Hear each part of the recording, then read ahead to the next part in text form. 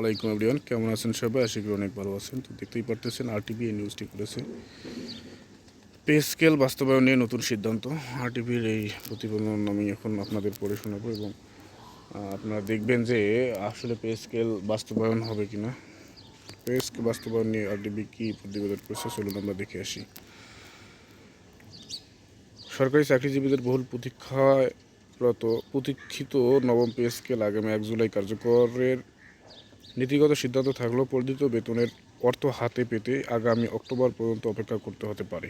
প্রশাসনিক ও আইনি প্রক্রিয়ার সম্পূর্ণ করতে কিছু সময় লাগার এই বিলম্ব হতে পারে বলে জানা গেছে।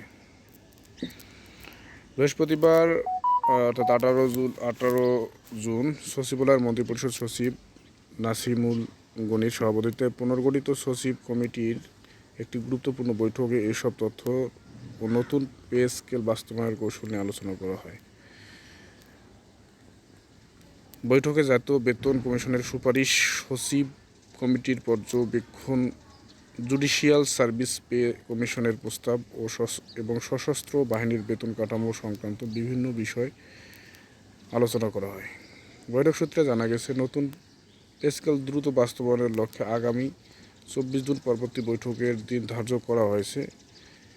এর আগে 11 জুন 2026-27 অর্থবর্ষে প্রস্তাবিত বাজেট পেশ করার সময় অর্থমন্ত্রী আমির খসরু মাহমুদ চৌধুরী আনুষ্ঠানিকভাবে এই নবম পে স্কেল বাস্তবায়নের ঘোষণা দেন।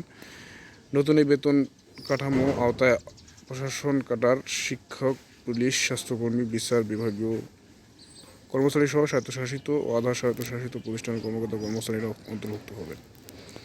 অর্থাৎ এর থেকে বোঝা যাচ্ছে যে নতুন পে স্কেল অর্থাৎ নবম পে স্কেল বাস্তবায়ন